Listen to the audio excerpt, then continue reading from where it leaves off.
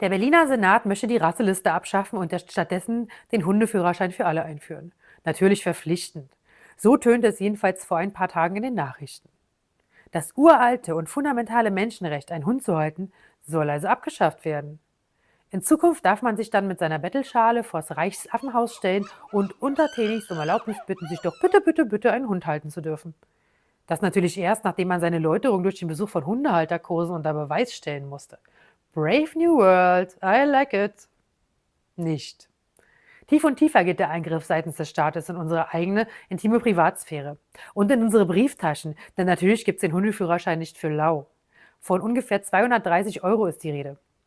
Obwohl die Hundehaltung eben Menschenrecht ist, wird dieses Recht nach und nach ausgehöhlt. Schon allein, weil sich dann nicht mehr jeder einen Hund leisten kann, neben den anderen Kosten wie Hundesteuer oder den inzwischen rotzfrechen Tierarztkosten. Der Abbau unserer Freiheiten erfolgt leise. Die Entmündigung des freien Deutschen kommt auf Zehenspitzen daher. Ich jedenfalls spreche mich hiermit vehement gegen jede Reglementierung der Hundehaltung aus. Hunde sind seit Menschengedenken an unserer Seite und für uns im Einsatz. Daher brachten ihnen die großen alten Kulturen auch viel Respekt entgegen und übertrugen ihnen viele Aufgaben, weil man dort wusste, dass man sich auf die Hunde verlassen konnte. Als beispielsweise der Stamm der germanischen Kimbern von den Römern bereits vernichtend geschlagen worden war, setzten die Hunde der Kimbern den Kampf noch fort und verteidigten ihr Lager bis zum letzten Atemzug. Und wie ich bereits in dem Video hier, da berichtet habe, waren Hunde als Helfer eine grundlegende Voraussetzung für die Entwicklung des Menschen. Ohne Hütehunde keine Viehhaltung, ohne Wachhunde keine Feldwirtschaft und kein verteidigter Privatbesitz ohne Hunde, der ja die Grundlage unserer heutigen Gesellschaft bildet. Der Hund hat einen wirklich unfassbaren Beitrag zur Entwicklung des Menschen geleistet. Und das sollten wir ihm eigentlich auch danken. Aber denkste, vom alten Freund des Menschen ist leider nicht viel übrig geblieben.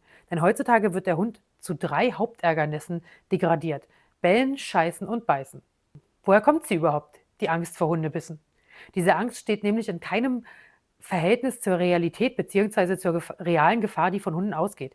Es ist wahrscheinlicher, an einem Stück Brot zu ersticken oder an einem Sturz aus dem Bett zu sterben, als aus heiterem Himmel von einem fremden Hund angefallen zu werden und zerfleischt zu werden. Dass Hunde blutrünstige Bestien sind, ist eine Idee aus Deppenhausen. Die mikroskopisch wenigen tödlichen Beißunfälle entspringen zumeist einer Verkettung unglücklicher Umstände. Die meisten normalen Hundebisse kommen in der Regel über den Status einer Bagatelle nicht hinaus. Man muss also auch mal die Kirche im Dorf lassen. Aggression gegenüber dem Menschen widerspricht der Natur des Hundes, und zwar komplett. Der Hund hat sich dem Menschen freiwillig und in Frieden angeschlossen. Das darf man nicht vergessen. Hunde sind also ein kaum nennenswertes Sicherheitsrisiko. Die Angst vor Hunden ist vollkommen unbegründet, weil Hunde statistisch kaum gefährlich sind. Die Hysterie, mit der Hunde jedoch immer weiter eingeschränkt werden, gefährdet die jahrtausendealte Freundschaft zwischen Mensch und Hund doch immens. Hunde sind im Übrigen auch Lebewesen und Leben lebt. Leben hat Launen, Leben hat Schmerzen, Leben hat Liebeskummer. Und man kann auch als Hund nicht immer nur gut drauf sein und jeden toll finden. Daher ist die implizite Forderung, dass Hunde immer nur lieb zu sein haben, vollkommen irre und vollkommen hundeverachtend, vor allen Dingen hundeverachtend. Jede kleine Zecke kann mir gefährlich werden, jeder Mückenstich kann eine durchaus lebensgefährliche Gefahr darstellen. Daher ist es echt grenzdebil zu meinen, dass von Hunden durchweg 0,0 Gefahr ausgehen darf. So funktioniert das halt nicht. Das Leben ist lebensgefährlich und Gefahren sind ein fundamentaler Bestandteil des Seins. Aber nein, man übt sich lieber in Selbstüberschätzung und in dem Anspruch, aller Gefahr Herr zu werden. Um uns alle möglichen Gefahren vom Hals zu halten, werden riesige staatliche Strukturen aufgebläht. Denn uns soll ja wirklich jedes Risiko erspart werden. Und so auch das Risiko Hund. Doch gerade in unseren Zeiten, in Zeiten der Vereinsamung Einzelner inmitten von Menschenmassen und in Zeiten der zunehmenden Entfremdung von der Natur, ist doch gerade der Hund Retter in der Not. Seine große Seelenbereitschaft haucht verdorrenden Menschen wieder Lebensfreude ein. Seine Verbindung zur Natur ist doch unsere Brücke, die uns aus der Verstädterung heraus hin zur Mutter Natur geleitet. Und auch das menschliche Bedürfnis nach Fürsorge, also für jemanden sorgen zu können, der das auch liebevoll erwidert, wird durch den Hund befriedigt. Wieso also ist unsere Gesellschaft unfähig, sich auf die große Leistung, die Hunde als Rettungshunde, Blindenhunde, Assistenzhunde, Wachhunde, Polizeihunde und auch als Begleithunde vollbringen, zu fokussieren? Warum steht die wirklich geringe Gefahr, die von Hunden ausgeht, so sehr im Fokus der Aufmerksamkeit? Zum einen, weil die wenigen schlimmen Unfälle mit Hunden von den Medien wirklich gnadenlos ausgeschlachtet werden und weil die meisten Menschen einfach keine Ahnung haben.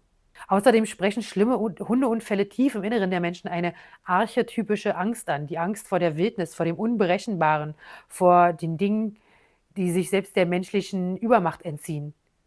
Die Serengeti darf nicht sterben und wir retten die Wal und auch sonst jede Wildnis. Nur in unserem engeren Umfeld. Da wollen wir nichts dergleichen sehen. Da betonieren wir lieber alles zu, kippen uns 3 Tonnen Kieselsteine in den Vorgarten und züchten den alten Kumpel Hund um zu einem nutzlosen, teilnahmslosen Spielzeug im Babydesign. Am besten gleich ohne Stimmbänder und ohne Zähne. Sicher ist sicher. Und so fristet er denn sein Dasein, sein dauerangeleintes Dasein, als gedudelter Konsumartikel, als lebendige Hätschelpuppe, die weder haaren, noch bellen, noch scheißen oder gar beißen soll. Ja, ganz mein Humor. In Berlin leben ungefähr 3,9 Millionen Menschen mit ca. 130.000 Hunden auf ungefähr 900 Quadratkilometern zusammen. Das ist echt eng. Entsteht also Konfliktpotenzial, dann ist das dem engen Lebensraum geschuldet und nicht dem aggressiven Hund. Und ganz im Gegenteil, Konflikte sind nach wie vor erstaunlich selten. Es gibt also keinerlei rationale Gründe, die für einen Hundeführerschein auf Zwang sprechen. Doch die Verordnungstyrannei ist hungrig und will uns ans Leder. Der Sündenbockhund dient nämlich nicht nur als Testballon für staatliche Institutionen, wie viele unserer Freiheiten man uns noch beschneiden oder ganz wegnehmen kann. Nein, er ist viel mehr. Denn in Zeiten, in denen unsere überbevölkerte Gesellschaft immer weiter in politische und soziale Lager aufgespalten wird, hat der Hund als Sündenbock eine wichtige Funktion, denn die gemeinsame Ablehnung des Hundes vereint auch sonst zerstrittene Lager. Aber zurück zum Hundeführerschein. Idioten wird es immer geben. Daran ändert auch ein Hundeführerschein überhaupt nichts. Dieser Hirnfurz entspringt am Ende demselben Gedankengut wie die Meldeliste für Hunde hier in Berlin, nämlich dem Selbsterhaltungstrieb der staatlichen Bürokratie. Je mehr Gesetze, desto mehr Arbeit für die Ämter und desto mehr gesicherte Arbeitsplätze im öffentlichen Dienst. Die staatliche Restriktion ist der Futternapf, an dem sich die Beamtenschaft festfrisst. Denn genau wie die Wirtschaft nagt Vater Staat am Knochenhund. Dafür ist der dann wieder gut genug.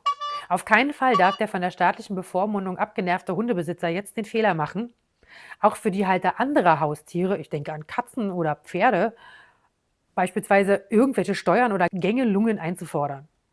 Oder noch dümmer, wenn Hundebesitzer selbst einen Sachkundenachweis für andere Hundebesitzer einfordern. Ja, es gibt immer einen Haufen Idioten, die ihre Hunde nicht im Griff haben. Aber Leute, ihr sägt damit an dem Ast, auf dem ihr selbst sitzt. Das ist nicht so wahnsinnig schlau. Und daher nochmal, Hundehaltung ist ein fundamentales Menschenrecht. Dass immer auch mal wer vom Tellerrand fällt, ist nicht zu ändern. Verbote allerdings haben noch nie was geändert. Siehe Prohibition oder Waffenverbote. Also wehrt euch gefälligst.